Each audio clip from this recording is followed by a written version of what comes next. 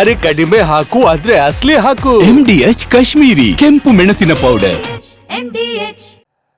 ಕೆಲವರಿಗೆ ಇಂಥ ಸನ್ನಿವೇಶದಲ್ಲೂ ಕೂಡ ನಾಲ್ಗೆ ಹರಿಬಿಟ್ಟು ವಿವಾದ ಸೃಷ್ಟಿಸೋದೇ ಚಪಲ. ಇನ್ ಕೆಲವರಿಗೆ ತಾನೇನು ಮಾತನಾಡ್ತಿದ್ದೀನಿ ಅನ್ನೋ ಪರಿಜ್ಞಾನ ಕೂಡ ಇರಲ್ಲ. ಇದೇ ಸಾಲಿಗೆ ಸೇರಿದ ಇಬ್ಬರು ಬಿಜೆಪಿ ನಾಯಕರು ಮೋದಿಯನ್ನ ಹೊಗಳುವ ಭರದಲ್ಲಿ ದುರಾದೃಷ್ಟಕ್ಕೆ ಅವ್ರ ಸಚಿವರುಗಳು ಸೇನೆಗೆ ಅಪಮಾನ ಮಾಡಿದ್ದಾರೆ. ವಿಜಯ್ ಶಾ ಬೆನ್ನಲ್ಲೇ ಈಗ ಮಧ್ಯಪ್ರದೇಶದ DCM ನಮ್ಮ ಸೈನಿಕರು ಮೋದಿ ಕಾಲಿಗೆ ನಮಸ್ಕರಿಸಿದ್ದಾರೆ ಅನ್ನೋ ಉದ್ದಟತನದ ಪರಮಾವಧಿಯನ್ನ ಮೆರೆದಿದ್ದಾರೆ. ಪ್ರಧಾನಿ ಮೋದಿಯನ್ನ ಹೊಗಳುವ ಭರದಲ್ಲಿ ವಿವಾದ.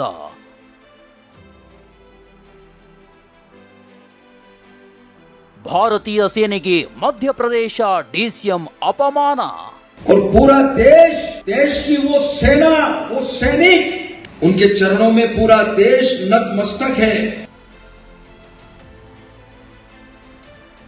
ಪಾಕಿಸ್ತಾನದ ವಿರುದ್ಧ ಪ್ರಧಾನಿ ಮೋದಿ ತೆಗೆದುಕೊಂಡ ಕಠಿಣ ನಿರ್ಧಾರಗಳಿಗೆ ಇಡೀ ದೇಶವೇ ಪ್ರಶಂಸೆ ವ್ಯಕ್ತಪಡಿಸುತ್ತಿದೆ. ಅದರಲ್ಲೂ ಬಿಜೆಪಿ ನಾಯಕರಂತೂ ಹೊಗಳಿ ಅಟ್ಟಕ್ಕೇರಿಸುತ್ತಿದ್ದಾರೆ. ಆದರೆ ಮಧ್ಯಪ್ರದೇಶದ ಬಿಜೆಪಿ ನಾಯಕರು ಇನ್ನೂ ಒಂದು ಹೆಜ್ಜೆ ಮುಂದಕ್ಕೆ ಹೋಗಿದ್ದಾರೆ. ಮೋದಿನ ಹೊಗಳೋ ಭರದಲ್ಲಿ ವಿವಾದ ಮೈ ಮೇಲೆ ಎಳೆದುಕೊಳ್ತಿದ್ದಾರೆ. ಜನನಾಯಕರ ಬೇಜವಾಬ್ದಾರಿ ಹೇಳಿಕೆಗಳು ರಾಜಕೀಯ ಬಿರುಗಾಳಿ ಸೃಷ್ಟಿಸಿದೆ. ಮೊನ್ನೆಯಷ್ಟೇ ಮಧ್ಯಪ್ರದೇಶದ ಸಚಿವ ವಿಜಯ್ ಶಾ ಕರ್ನಲ್ ಸೋಫಿಯಾ ಖುರೇಶಿ ವಿರುದ್ಧ ವಿವಾದಾತ್ಮಕ ಹೇಳಿಕೆ ನೀಡಿದ್ರು. ಸಚಿವರ ಬೇಜವಾಬ್ದಾರಿ ಹೇಳಿಕೆಯ ವಿವಾದದ ಬೆನ್ನಲ್ಲೇ ಮಧ್ಯಪ್ರದೇಶದ DCM ಭಾರತೀಯ ಸೇನೆಗೆ ಅಪಮಾನ ಮಾಡಿದ್ದಾರೆ. ಜಬಲ್ಪುರದಲ್ಲಿ ಕಾರ್ಯಕ್ರಮವನ್ನು ಉದ್ದೇಶಿಸಿ ಮಾತನಾಡುತ್ತಾ ಇಡೀ ದೇಶದ ಸೇನೆ ಮತ್ತು ಸೈನಿಕರು ಪ್ರಧಾನಿ ಮೋದಿ ಪಾದಗಳಿಗೆ ನಮಸ್ಕರಿಸುತ್ತಾರೆ ಎಂದು ಹೇಳಿಕೆ ನೀಡಿದ್ದಾರೆ. और जिन आतंकवादियों को जिनने पाला, जो पाल रहे हैं, उनको नेस्त नाबूद नहीं कर देंगे तब तक चैन की सांस नहीं लेंगे. और यशस्वी प्रधानमंत्री जी को हम धन्यवाद देना चाहेंगे.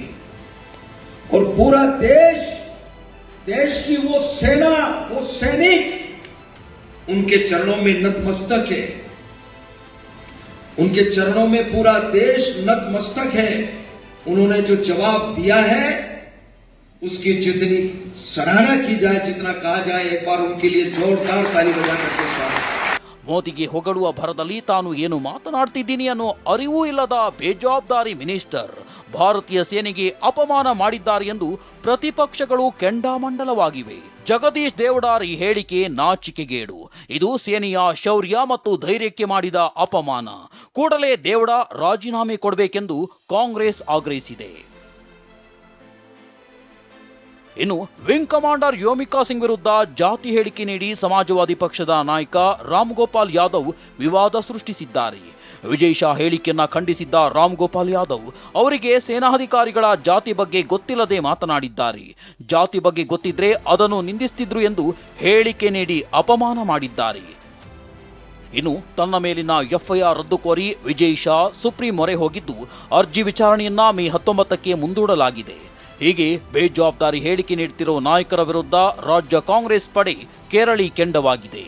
ಬಿಜೆಪಿಯ ಒಬ್ಬ ಮಂತ್ರಿ ಸೋಫಿಯಾ ಖುರೇಶಿ ಬಗ್ಗೆ ಮಾತಾಡೋದಕ್ಕೆ ನೋಡಿದ್ರೆ ಅದು ಸುಪ್ರೀಂ ಕೋರ್ಟ್ ಏನು ಹೇಳಿದೆ ಗೊತ್ತಾ, ಹೈಕೋರ್ಟ್ ಏನು ಹೇಳಿದೆ ಗೊತ್ತಾ, ನನಗೆ NP ಸರ್ಕಾರದ ಮೇಲೆ ನಂಬಿಕೆನೇ ಇಲ್ಲ, ಕೇಸ್ ಬುಕ್ ಮಾಡ್ತಾರೆ, ಸರಿಯಾಗಿ ನಡೆಸ್ತಾರೆ, ಅವರು ಕೋರ್ಟ್ನ ಮಧ್ಯಪ್ರವೇಶ ಮಾಡಿ FIR ಆಗುವಂಥ ಸನ್ನಿವೇಶ ಬರ್ತದೆ ಅಂತ ಹೇಳಿದ್ರೆ ನಾವೇನು ಹೇಳ್ಬೇಕು? ಈ ಬಿಜೆಪಿಯ ಕಾರ್ಯಕರ್ತರಿಗೆ, ಬಿಜೆಪಿಯ ಮುಖಂಡರುಗಳಿಗೆ ಏನಂತ ಹೇಳ್ಬೇಕು ನಾವು? ಇಂಥ ಒಂದು ಮನಸ್ಮೃತಿ ಇರುವಂಥ ಇಂಥ ಒಂದು ಗಂಡಸರಿಗೆ, ಇಂಥ ಒಂದು ರಾಜಕಾರಣಿಗಳಿಗೆ ಧಿಕ್ಕಾರ ಅಂತ ಹೇಳಲಿಕ್ಕೆ ಬಯಸ್ತೀನಿ.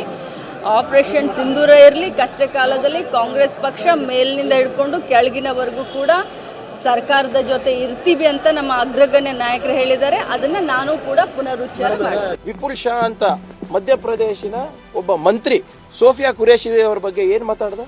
ವಜಾ ಮಾಡಿದ್ರ ಕ್ಯಾಬಿನೆಟ್ಗೆ? ಒಂದು ಸರ್ವಿಂಗ್ ಆಫೀಸರಿಗೆ ಇನ್ಸಲ್ಟ್ ಮಾಡಿದ್ದಾರೆ ಇವರು ಬಿಜೆಪಿ ಮಂತ್ರಿಗಳು. ಅದೇನೇ ಇರಲಿ, ತನ್ನ ನಾಯಕರನ್ನ ಹೊಗಳುವ ಭರದಲ್ಲಿ ಭಾರತೀಯ ಸೇನೆಗೆ ಅಪಮಾನ ಮಾಡ್ತಿರೋದು ದುರಂತ. Bureau report, TV9. MDH ನ ಕಿಚನ್ ಅಲ್ಲಿದ್ರೆ ನಾವು ಎಲ್ಲವನ್ನು ಮಾಡಬಹುದು. ಬೆಂಗನ್ ಕಾ ಬರ್ತಾ, ಆಲೂ ಗೋಬಿ, ಭಿಂಡಿ ಮಸಾಲಾ, ಇನ್ನೂ ಬಹಳಷ್ಟು. MDH